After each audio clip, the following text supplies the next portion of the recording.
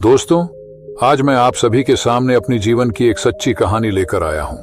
एक ऐसी कहानी जिसमें संघर्ष है, असफलताएं हैं, निराशा है, लेकिन साथ ही उसमें दृढ़ता, साहस और अंततः सफलता की भी कहानी है।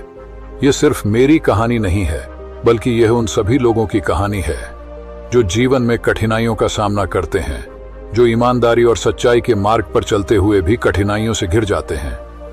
आप में से कई लोग सोचते होंगे कि अच्छे लोगों के साथ ही बुरा क्यों होता है, क्यों वे संघर्षों से घिरे रहते हैं जबकि वे केवल सही काम करने की कोशिश करते हैं। इस कहानी के माध्यम से मैं आपको दिखाना चाहता हूं कि हर कठिनाई, हर संघर्ष और हर असफलता के पीछे एक गहरा अर्थ होता है जो हमें न केवल मजबूत बनाता है बल्कि हमें जीवन के असली मायने भी समझाता है। तो चलिए शुरू करते हैं।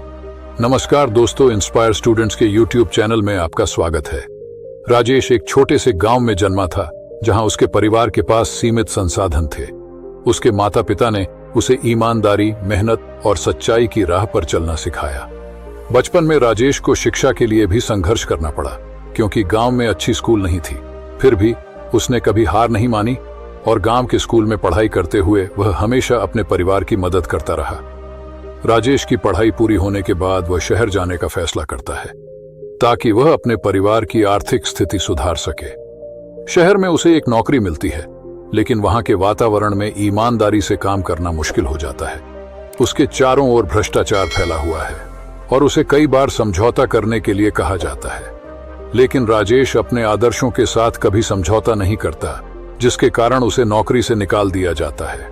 नौकरी गंवाने के बाद राजेश के पास कोई और विकल्प नहीं रहता है। वह गांव लौट आता है, लेकिन वहां भी उसे सामाजिक ताने सुनने को मिलते हैं। गांव के लोग उसे असफल मानते हैं और उसकी ईमानदारी का मजाक उड़ाते हैं। इस बीच उसकी पत्नी की बीमारी और बढ़ जाती है और उसके इलाज के लिए पैसे जुटाना राजेश के लिए एक नई चुनौती बन जाती है। राजेश अपने गांव में एक छोटा सा व्यापार शुरू करने की कोशिश करता है, लेकिन बाजार में मंदी और कुछ अन्य व्यवसायियों की साजिशों के कारण उसे लगातार नुकसान होता है। इस दौर में वह बेहद हताश हो जाता है और उसके मन में कई बार ईश्वर पर से विश्वास उठने लगता है। उसकी पत्नी की हालत भी दिन प्रतिदिन खराब होती जाती है और उसके पास अस्पताल के खर्चे उठाने के लिए भी पैसे नहीं बचते। राजेश की निराशा उसे एक ऐसे बिंदु पर ले आती है जहां वह जीवन से हार मानने के कगार पर होता है। एक दिन जब उसकी पत्नी की हालत बहुत गंभीर हो जाती है, वह गांव के मंदिर में जाकर भगवान से प्रश्न करता है, हे ईश्वर, मैंने कभी किसी का बुरा नहीं चाहा, फिर मेरे साथ ही ऐसा क्यों हो रहा है।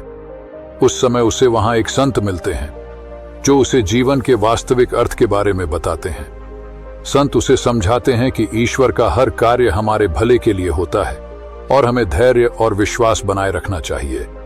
संत की बातों से प्रेरित होकर राजेश नए सिरे से जीवन को जीने का निर्णय लेता है। वह अपने मित्रों और कुछ गांव वालों की मदद से एक नई योजना बनाता है। वह गांव में ही एक छोटे से कारखाने की स्थापना करता है जिसमें गांव के बेरोजगार युवाओं को भी काम मिलता है। इस बार वह अपनी गलतियों से सीखे हुए सबक के साथ आगे बढ़ता है। कारखाना चलाने के दौरान राजेश को कई सामाजिक और राजनीतिक चुनौतियों का सामना करना पड़ता है। कुछ प्रभावशाली लोग जो पहले से ही राजेश से द्वेष रखते थे, उसके खिलाफ षड्यंत्र रचते हैं। राजेश पर झूठे आरोप लगाए जाते हैं, उसके कारखाने के खिलाफ झूठी अफवाहें फैलाई जाती हैं और उसकी प्रतिष्ठा को धूमिल करने की कोशिश की जाती है, लेकिन वह अपने सत्य और ईमानदारी पर अडिग रहता है और इन सभी बाधाओं का डटकर सामना करता है। राजेश के संघर्षों के इस दौर में उसका परिवार उसके साथ मजबूती से खड़ा रहता है। उसकी पत्नी, जो अब भी गंभीर रूप से बीमार है, उसे हमेशा धैर्य और साहस बनाए रखने के लिए प्रेरित करती है। राजेश के बच्चे भी अपनी पढ़ाई में मेहनत करते हैं और पिता की कठिनाइयों को समझते हुए उनका साथ देते हैं। इस दौरान राजेश के अंदर का आंतरिक संघर्ष और भी गहरा होता जाता है, लेकिन वह हार नहीं मानता। राजेश की मेहनत रंग लाने लगती है। उसके कारखाने में बने उत्पादों की मांग बढ़ने लगती है और वह धीरे धीरे आर्थिक रूप से मजबूत होने लगता है। उसकी पत्नी की तबीयत भी थोड़ी सुधरने लगती है और वह अपने बच्चों की पढ़ाई के लिए भी पैसे जुटा पाता है। राजेश की प्रतिष्ठा गांव में फिर से स्थापित हो जाती है और लोग अब उसकी ईमानदारी और संघर्षों की सराहना करने लगते हैं।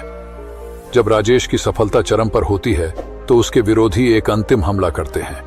वे उसके कारखाने में आग लगाकर उसे बर्बाद करने की कोशिश करते हैं। राजेश इस घटना से बेहद आहत होता है, लेकिन वह हिम्मत नहीं हारता। वह पूरी दृढ़ता के साथ इस संकट का सामना करता है और अंततः दोषियों को न्याय के कटघरे में खड़ा करने में सफल होता है।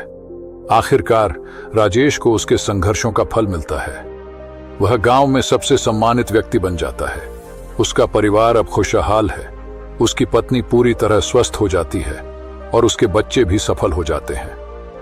राजेश को एहसास होता है कि जीवन के हर संघर्ष ने उसे और भी मजबूत बनाया है और उसकी ईमानदारी, मेहनत और विश्वास ने ही उसे इस मुकाम तक पहुंचाया है।